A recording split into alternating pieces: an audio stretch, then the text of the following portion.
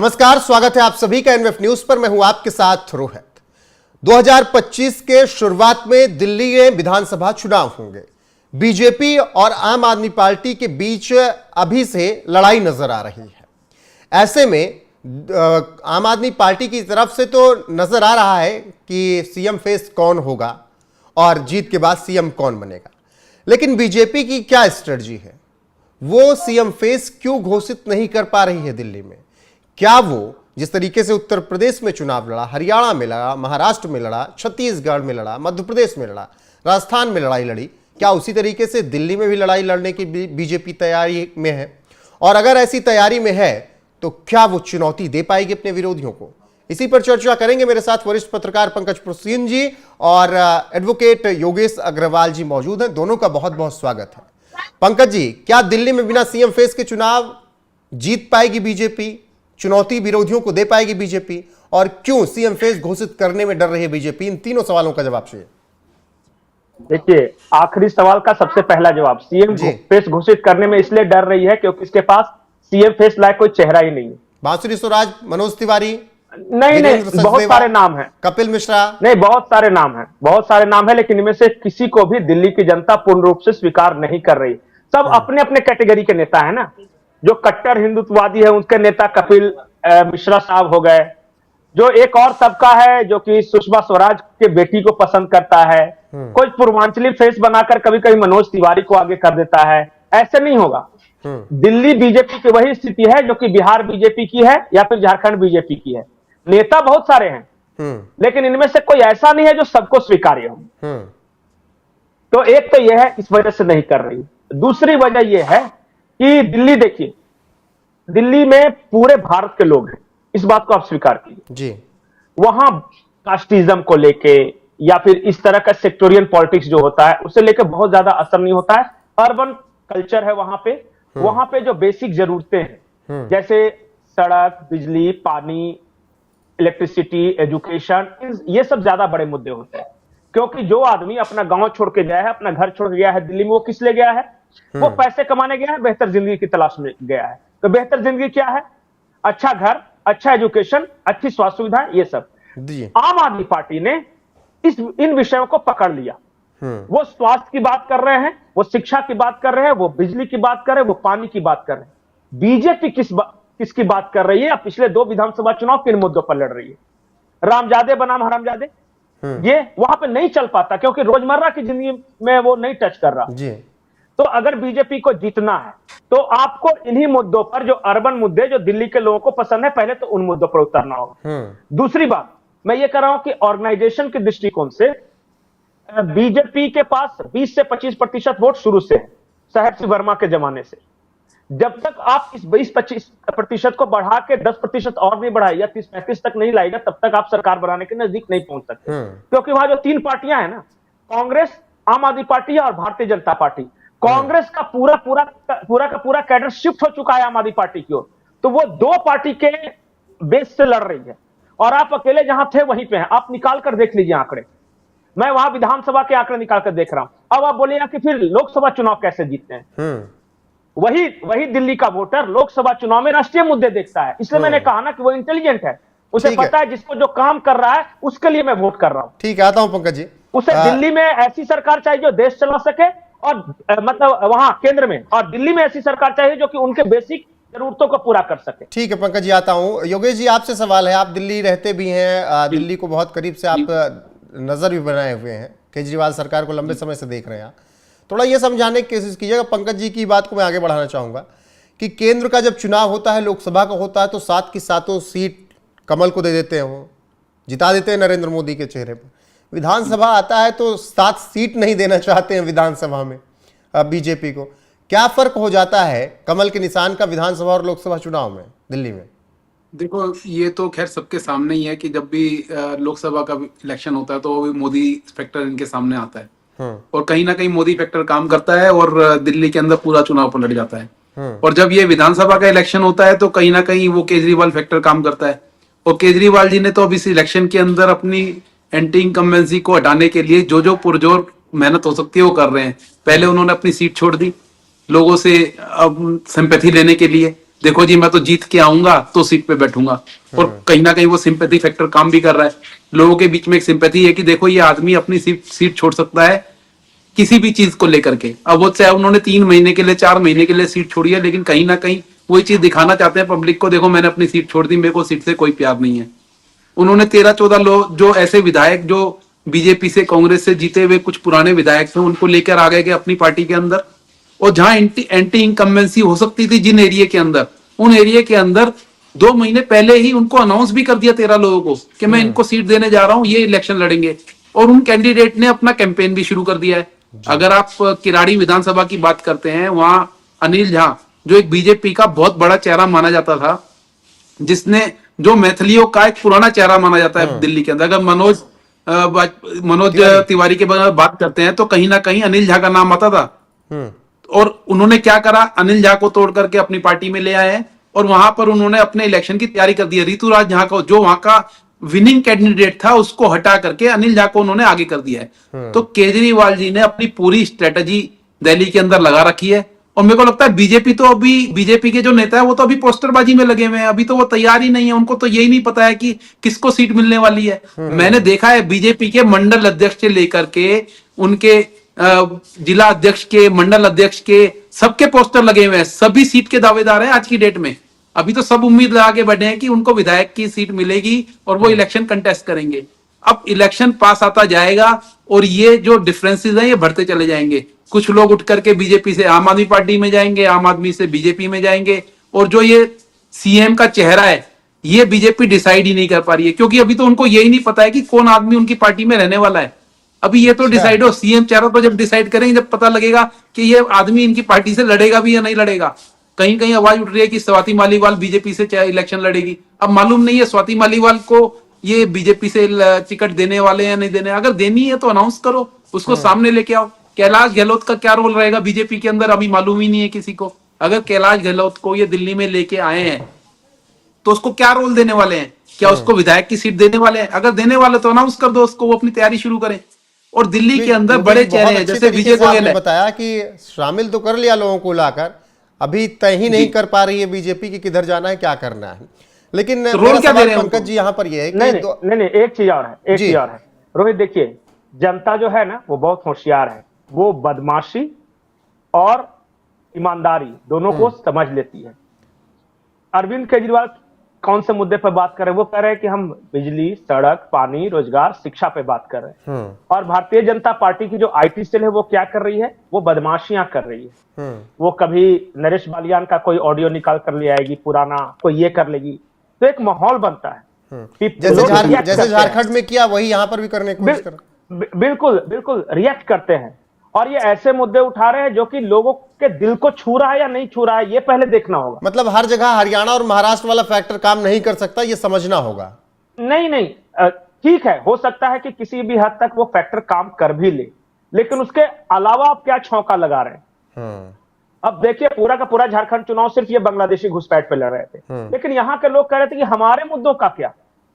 वही दिल्ली है, दिल्ली में ठीक है केजरीवाल भ्रष्ट है, नरेश बलियान ने किसी बिजनेसमैन से हफ्ता वसूला, या फिर सब ठीक है, लेकिन आप ये भी तो बताओ कि हमारे लिए क्या करने वाले हो ना। क्योंकि जब तक आप लोगों पंकज जी एक फैक्टर और है, पंकज जी एक फैक्टर और है, वो है ईवीएम फैक्टर भी काम करेगा क्या दिल्ली में? मैं नहीं मानता इसे। देखिए ये अपने हारे हुए कार्यकर्ताओं को, कैडरों को समझाने के लिए काफी है कि ईवीएम ये हो रहा है, वो हो रहा है, ठीक है। और इसी ईवीएम से सबसे ज्यादा वोट से प्रियंका गांधी, राहुल गांधी भी जीतते हैं। बिल्कुल जिस तरीके से पंकज जी ने बताया ईवीएम के फैक्टर को लेकर बात, और सीएम फेस क्यों नहीं उतार रही बीजेपी। मेरा एक सवाल है, 2014 में प्रधानमंत्री नरेंद्र मोदी के चेहरे पर इस देश में चुनाव लड़ा गया, वो प्रचंड बहुमत के साथ सत्ता में आए, जीते। उसके बाद बीजेपी को लगा कि चले दिल्ली में चुनाव है तो सीएम फेस घोषित कर देते हैं। किरण बेदी जैसी कद्दावर नेता को उन्होंने चेहरा तो घोषित कर दिया, लेकिन हालत इतनी खराब हो गई कि कई कैंडिडेट की तो ये हालत खराब है, जमानत जब्त हो गई। रोहित जी उसका कारण था, लोग नाराज थे क्योंकि वो पैराशूट से उतारी गई कैंडिडेट थी, और बीजेपी का एक पूरा अपना सिस्टम है दिल्ली के अंदर जो काम करता है। यहाँ पर जिला अध्यक्ष से लेकर के मंडल अध्यक्ष तक सब नाराज थे कि आपने ऊपर से एक कैंडिडेट जो पहले कहीं ना कहीं आम आदमी पार्टी में शामिल थी उसको ला करके हमारे सिर पे बिठा दिया है। और बड़े बड़े नेता थे बीजेपी के अंदर, आज भी ऐसे बड़े नेता बीजेपी के अंदर हैं जो चेहरा बना करके उतारा जाए तो काम कर सकते हैं। जैसे अगर आप बात करते हैं वैश्य समुदाय की, तो विजय गोयल एक ऐसा चेहरा है जो बीजेपी का में भी आने वाले टाइम में सीएम कैंडिडेट हो सकता है, और कहीं ना कहीं वो एक पोलराइजेशन कर सकते हैं वैश्य समाज को लेकर के, जो कहीं ना कहीं केजरीवाल ने अपने आप को वैश्य बता करके उस पर्टिकुलर वोट बैंक को भी अपनी तरफ खींचा है। ठीक है योगेश जी। आज की डेट में नहीं, एक चीज और पंकज जी। रोहित, एक चीज मिस कर रहे हैं। दिल्ली में एक और पार्टी है जो बहुत बड़ी ताकत है, भले वो जीते या ना जीते, पर कई सीटों पे दूसरे को हरा देती है, वो है मायावती की पार्टी। आप पिछले इलेक्शंस के आंकड़े निकालकर देख लीजिए, दिल्ली उत्तर प्रदेश से सटा हुआ है और हरियाणा से भी सटा हुआ है, वहां दलितों की आबादी बहुत अच्छी खासी है। मैं सुझाव किसी को नहीं देना चाहता, लेकिन अगर मायावती की पार्टी और भारतीय जनता पार्टी के बीच दिल्ली में एटलीस्ट अगर गठबंधन हो जाए, तो बहुत सारे ऐसे इलाके हैं जहां से इन्हें सीटें निकालने में आसानी होगी। आप दिल्ली में रहते हैं, आप सर्वे करके देख लीजिए, ओखला इंडस्ट्रियल एरिया से लेके और पूरा वो जो है, आप देख लीजिए वहां दलितों की आबादी क्या है और मायावती के प्रति उनकी क्या आस्था है। मायावती दिल्ली में ही काम करती थी जब वो सरकारी कर्मचारी थी तो, और कांशीराम भी दिल्ली में ही थे।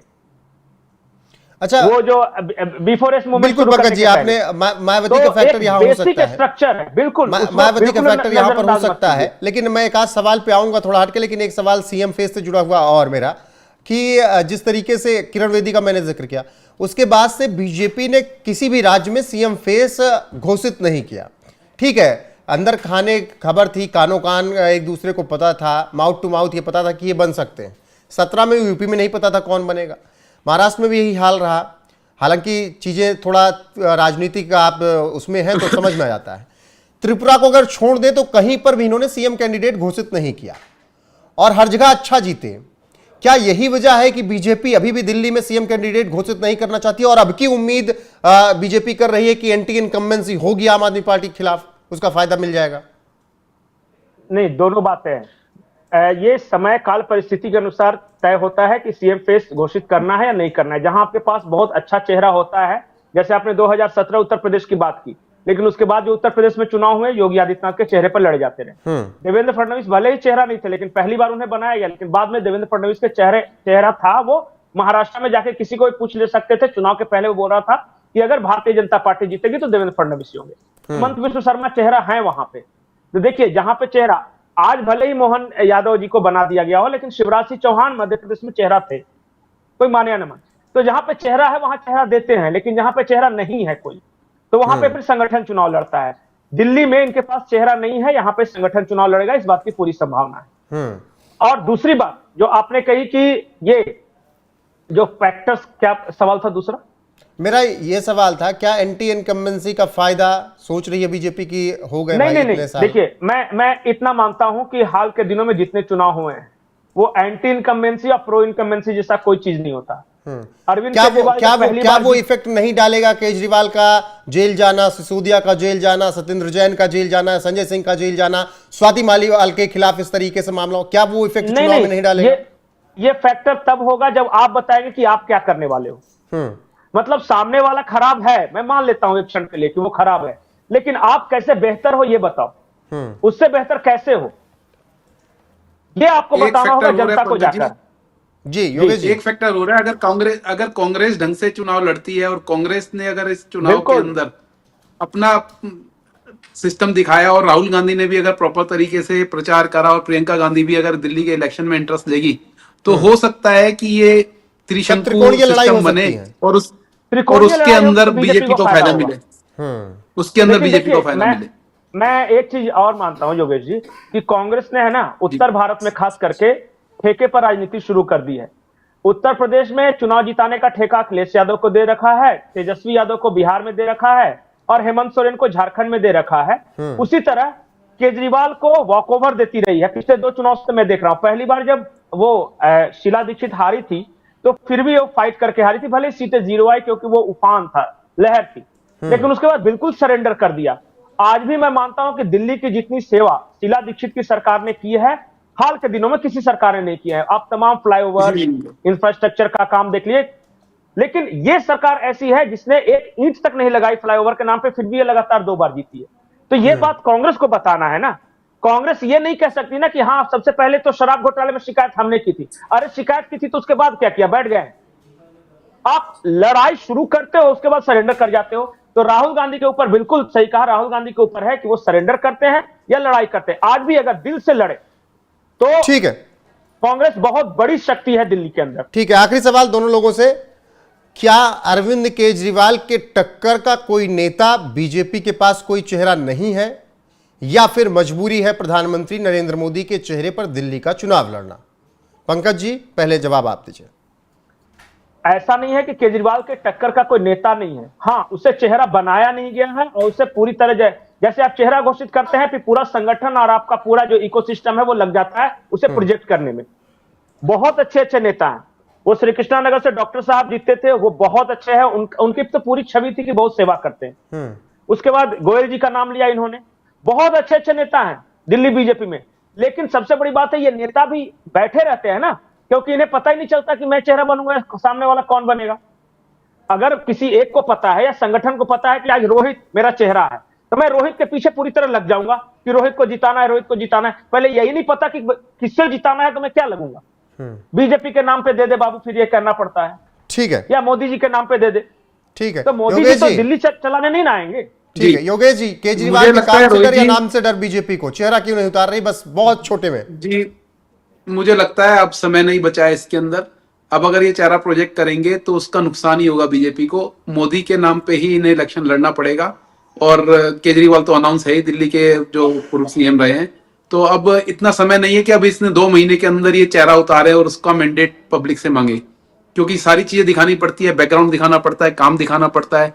और अगर इनको चेहरा बनाना था तो आज से कम 6 महीने पहले इनको किसी को चेहरा बना करके पब्लिक के बीच में उतार देना चाहिए था। अब इतना समय नहीं बचा है बीजेपी के पास कि वो चेहरा बना करके इस इलेक्शन को कंटेस्ट करे। जैसे सभी स्टेट में वो इलेक्शन लड़ रहे हैं उसी तरीके से यहाँ पर इलेक्शन लड़ेंगे। फैक्टर काम करेगा। अगर ये त्रिकोणीय लड़ाई हुई और बीएसपी का फैक्टर बीजेपी के साथ आया तो जरूर बीजेपी को फायदा मिलेगा, नहीं तो इस इलेक्शन में केजरीवाल को ही लोगों का समर्थन मिलता हुआ दिखाई दे रहा है। बिल्कुल योगेश जी, पंकज जी, बहुत अच्छे से समझाने के लिए कि दिल्ली में बीजेपी की मजबूरी क्या है, और देर भी हो गई, अगर वो अब चाहेंगे भी तो बहुत देर हो चुकी है सीएम फेस अनाउंस करने के लिए। और जिस तरीके से बीजेपी हर जगह चुनाव लड़ती रही है उसी तरीके से अब दिल्ली में लड़ने की तैयारी है प्रधानमंत्री नरेंद्र मोदी के चेहरे और कमल के फूल के नाम पर। बहरहाल आपको क्या लगता है, दिल्ली में क्या वो फैक्टर काम करेंगे जो अलग अलग राज्यों में बीजेपी के लिए कर रहे थे?